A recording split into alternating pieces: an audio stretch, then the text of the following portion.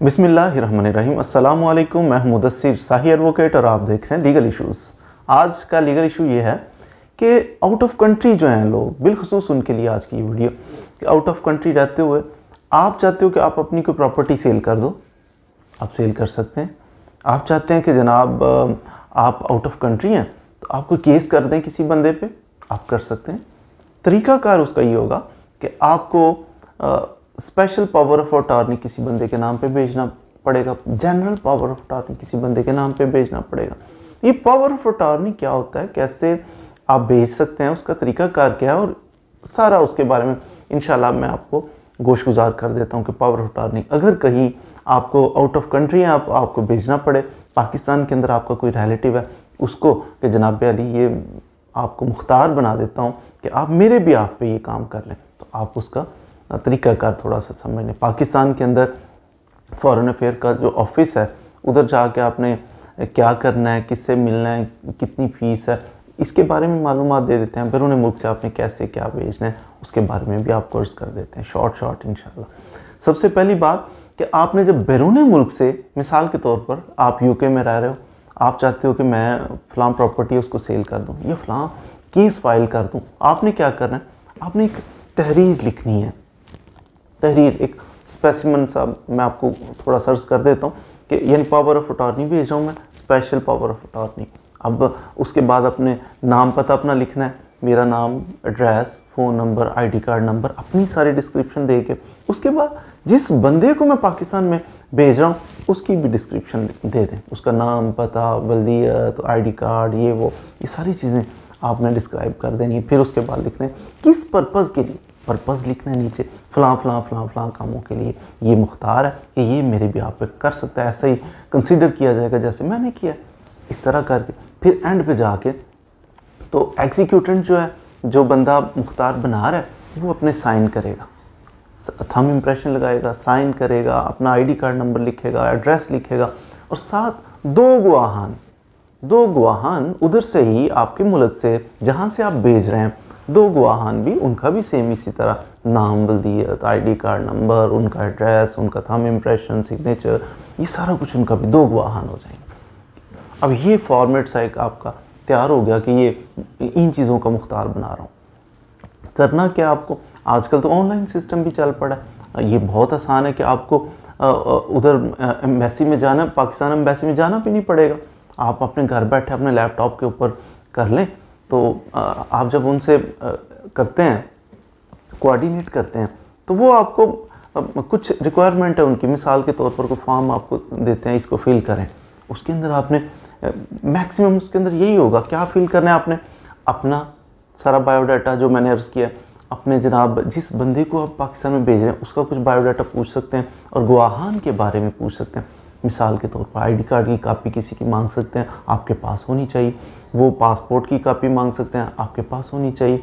तो ये चीज़ें उनके आईडी कार्ड नंबर्स, ये वो सारा इस किस्म की चीज़ें वो आपसे पूछ सकते हैं। वो आपने कुछ ना कुछ फॉर्म फिल किया, फिर उसके बाद वो एक लिंक आपको देते हैं। ये मैं आपके मुल्क की बात कर रहा हूँ, जिस मुल्क से आप भेज रहे हैं, ऑनलाइन अगर आप अप्लाई करते हैं तो ऑनलाइन रिस्पॉन्ड करते हैं, फिर वो आपको एक लिंक भेज देते हैं, ईमेल एड्रेस पूछते हैं, कहते हैं जनाब आपका ईमेल एड्रेस क्या है, आपको वो लिखना होता है कि मेरा ये ईमेल एड्रेस है। आपके गवाहान जो हैं वो उनका ईमेल एड्रेस, वो कहते हैं जनाब ये लें उनका ईमेल एड्रेस।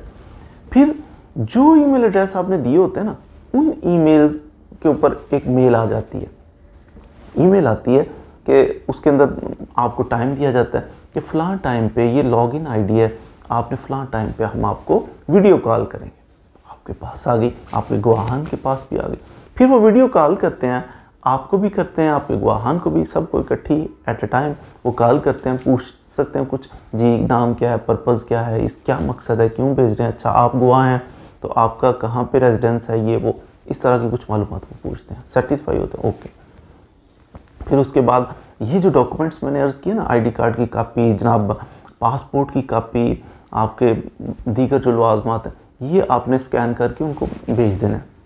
उसके बाद वो फिर अपना एक फॉर्म है, उसको कंप्लीट करके सेटिस्फेक्शन हो गई उनकी, नादरा के साथ भी उनका लिंक होता है, तो सारे वेरिफिकेशन करके तो वो फिर आपको दे देते हैं सपोज़ 3 पेपर दे देते हैं मिसाल के तौर पर। एक पेपर तो वो था कि जो आपने तैयार किया कि मैं मुख्तार आम या मुख्तार ख़ास मुकर्रर करता हूँ, अंग्रेज़ी में लिख लें तो ज़्यादा प्रेफरेबली ये बेटर कि हम इसको अपॉइंट कर रहे हैं अटॉर्नी अपने बिहाफ पे कि ये हमारे बिहाफ पे पाकिस्तान के अंदर कोई काम कर सके। वो जो आपने तैयार किया हुआ था वो उसके 2 पेजेस उनकी तरफ से होते हैं। उसके ऊपर आजकल वो ट्रैकिंग आईडी भी लगा होता है कि आप पता कर सकते हैं कि ये वेरीफाई उसको किया जा सकता है पाकिस्तान के अंदर भी कहीं भी कि ये वाकई जेन्युइन है, इसका रिकॉर्ड पीछे मौजूद है। तो ये उन्होंने आपको हैंड ओवर कर दी। आपका काम है जो 2 डॉक्यूमेंट्स और तीसरा जो आपका अपना जो आपने लिखा हुआ था जिस पे साइन अंगूठाई और 2 उनके जिनके ऊपर आपकी फ़ोटोज़ भी लगी हुई हैं, ये सारी चीज़ें आपके पास आ गई। अब बेसिक रिक्वायरमेंट उधर आपको क्या चाहिए थी, आपको चाहिए जो भेजने वाला है उसकी फ़ोटो चाहिए, आईडी कार्ड, उसका पासपोर्ट, उसका एड्रेस, उसका नाम, उसकी वल्दियत, ये वाली चीज़ें चाहिए। सेम इसी तरह ऐसी ही कुछ चीज़ें गवाहान की भी चाहिए, ये आपके पास अवेलेबल होनी चाहिए। तस्वीरें होंगी आपके पास, आपका आईडी कार्ड होगा, पासपोर्ट होगा, फिर इनके सिग्नेचर, इनके थंब इम्प्रेशन, इनका एड्रेस, ये सारी चीज़ें। अब 2 तस्वीरें, 2 नहीं बल्कि 1 तस्वीर आपने चश्मा करनी है उसके ऊपर के जनाब ये मैं मुख्तार बना रहा हूँ। अब ये सारी चीज़ें आपने भेज देनी है पाकिस्तान के अंदर। उधर पहले अपनी एम्बेसी के अंदर आपका सारा कुछ बायोडाटा रजिस्टर हो गया घर बैठे ही ऑनलाइन। अगर आपको कंप्यूटर से कोई थोड़ी नो हो तो फिर आप घर बैठे ही सारा कुछ आपको कॉल भी आ गई, वेरिफिकेशन भी हो गई, सारा कुछ तैयार करके एम्बेसी के अंदर अंदराज हो चुका है। तो आपको उन्होंने ऑनलाइन ही वो पेपर 2 भेज दिए। तीसरा आपने लिखा हुआ था, ये तीनों आपने पाकिस्तान में भेज देने अपने किसी अजीज़ को। अब पाकिस्तान में जब पहुँचते हैं वो 3 डॉक्यूमेंट्स उनको लेके जाना होता है आपने। आ गया जी मुख्तारनामा आ गया, अच्छा ये मुख्तारनामा लेके आपने जाना होता है फिर उसके बाद फॉरेन अफेयर के ऑफिस में। कैंप ऑफिस लाहौर के अंदर है मिसाल के तौर पर, जिस तरह इस तरह बाकी एरियाज़ के अंदर भी होगा। तो पंजाब का अगर देखा जाए तो लाहौर के अंदर जो कैंप ऑफिस है मिसाल के तौर पर आप उधर चले जाते हैं, उसका तरीका कारी होता है। ये 3 डॉक्यूमेंट आपके पास तो हैं जो बाहर से आपको आए।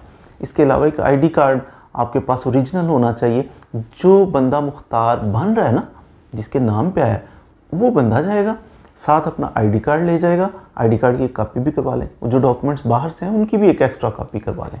तो ये आपके पास डॉक्यूमेंट्स होने चाहिए, आईडी कार्ड की कॉपी, वो जो बाहर से मुख्तारनामा आया उसकी कॉपी वो करवा लें।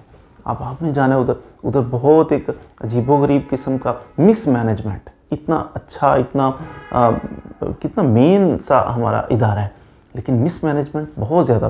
प्रीवियस रिकॉर्ड तो ऐसा नहीं था, लेकिन आजकल उधर बहुत ख्वारी वाला काम उन्होंने, पता नहीं कौन इसको आजकल देख रहा है। कैंप ऑफिस लाहौर की मैं बात कर रहा हूँ कि उधर तो लाइनें लंबी 200-300 बंदे की लाइन लगी है।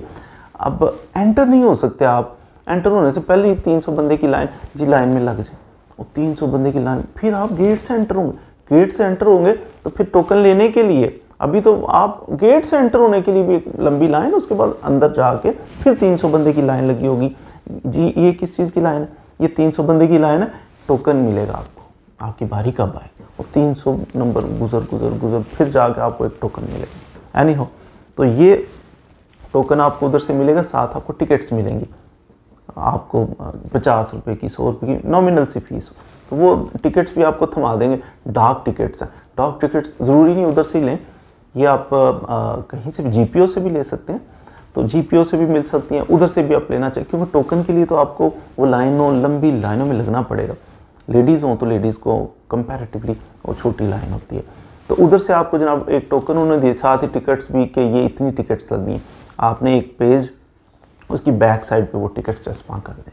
आप वो जो आपका टोकन है उसको लें, तो एक रूम आपको कोई रेफ़र कर देंगे, फ़लाँ कमरा नंबर में चले जाइए। आप उधर जाते हैं, फिर उधर एक लाइन लगी होगी, उस लाइन में लग जाए, फिर आप जाके अपना ओरिजिनल आईडी कार्ड आपको दिखाना पड़ेगा। साथ आपको जनाब कापी तो आपने अपनी ओरिजिनल आईडी कार्ड पास रखना है, कापी उसके साथ अटैच कर देनी है। एक एक्स्ट्रा कापी भी इसकी मुख्तारनामे के साथ लगाई हुई जाके उनको पेश कर दें। हाँ, इससे पहले ये जब आपको टोकन देते हैं साथ टिकट्स, डाक टिकट्स भी दे देते हैं कि इतनी लगनी है, वो आपको 50-100 रुपये जितना भी दे के साथ बैक साइड पे वो चश्मा आपने की, साथ एक छोटी सी एप्लीकेशन भी दे देते हैं टोकन के साथ ही। उसके ऊपर भी लिखा होता है कौन सा डॉक्यूमेंट्स आपने, वो आप टिक कर दें, आपका आईडी कार्ड नंबर, आपका फ़ोन नंबर क्या है वो आप लिख दें। छोटी सी लिखी लिखाई दरख्वास्त होती है, थोड़ा सा फिल कर दें, चाहे वो भी साथ अटैच कर। ऊपर जाके आप जमा करवा दें, वो आपको कहेंगे इधर थंब इम्प्रेशन लगाएं। फिर वो बंदा जो मुख्तार बन रहा है, जिसके नाम का मुख्तार आम आया या मुख्तार ख़ास है, वो उसका थंब इम्प्रेशन लेते हैं। याद रखिए कि मर्द होगा तो हमेशा उल्टे हाथ का, बाएं हाथ का अंगूठा लगाएगा, औरत होगी तो दाएं हाथ का अंगूठा लगाएगी। अंगूठा लगवाते हैं, साइन करवाते हैं, आपको फिर एक रसीद दे देते हैं और कहते हैं कि आप आ जाएं जनाब, जल्दी आ जाएं, 2 घंटे बाद आ जाएं। मिसाल के नॉर्मली जमा करने का जो टाइम है ना, वो 12 बजे तक होता है। 12 बजे से कबल आपको उधर पहुंचना होता है, तो टोकन लेना होता है।